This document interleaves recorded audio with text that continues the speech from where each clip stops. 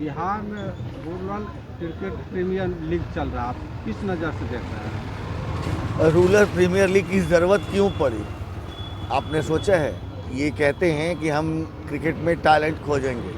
BCA में प्रावधान है, टैलेंट सर्च कमेटी है जो टैलेंट को खोजती है। चूँकि ये बीसीएल और बहुत सारी जो प्रीमियर क्रिकेट नहीं करा पा रहे हैं, उसकी वजह से इनको इसकी ज़रूरत पड़ रही है। धनोपार्जन ही मेरे अंदाज से ये मुख्य मुद्दा है, क्योंकि रूरल प्रीमियर लीग अगर कराना है, टैलेंट सर्च करना है, तो टैलेंट सर्च कमेटी बनाइए और वो करिए। बात रही कौन करा रहा है, तो ज्ञानेश्वर गौतम जी करा रहे हैं, हमारे मित्रवत बड़े भाई हैं, और जिसका बल्ला बोलेगा वही खेलेगा, इनकी नीति रही है शुरू से।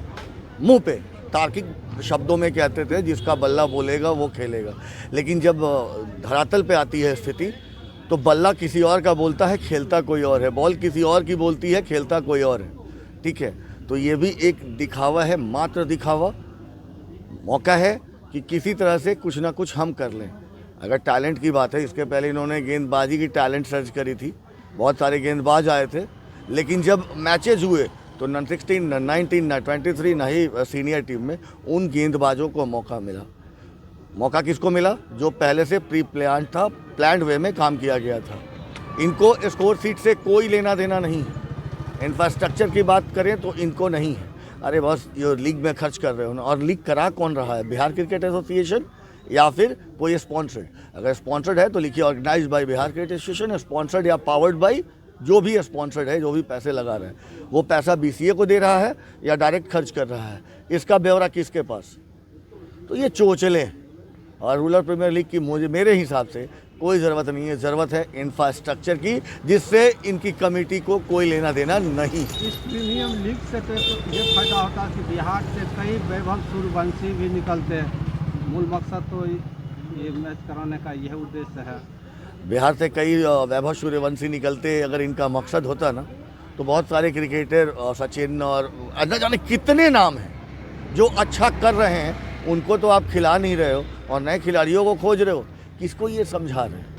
ये शब्द मैंने कहा ना, तार्किक और शाब्दिक अर्थ है, जिसको बहुत तरीके से ये प्रयोग करते हैं। आईटी को बहुत तरीके से प्रयोग करते हैं। बीसीए विवाद में रहा है, विवाद में है, और यहाँ के विवाद की वजह से मूल कहीं न कहीं रास्ते से भटक भी रहा है।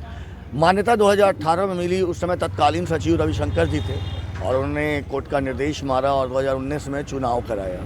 चुनाव के बाद जो नई कमेटी आई, उस समय के तत्कालीन सचिव उत्तराधिकारी रविशंकर जी के संजय कुमार मंटू जी ने 4 महीने में दिखाया कि क्रिकेट कैसे होता है। देखिए, जुनून और मादा अगर आप में है तो आप बेहतर कराएंगे, लेकिन हमारे माननीय पूर्व अध्यक्ष को क्रिकेट से कोई मतलब ही नहीं था, तो अच्छी क्रिकेट कराई तो उनको सचिव मुक्त एसोसिएशन चाहिए था। संजय मंटू का हटाया, किसी तरीके से हटाया, उससे मैं कंट्रोवर्सी में नहीं जाना चाहता। फिर अगला टर्म चुनाव होता है, और आश्चर्य की बात है कि मंटू जी ने 3-4 महीने तो काम करे भी थे, संजय मंटू जी ने।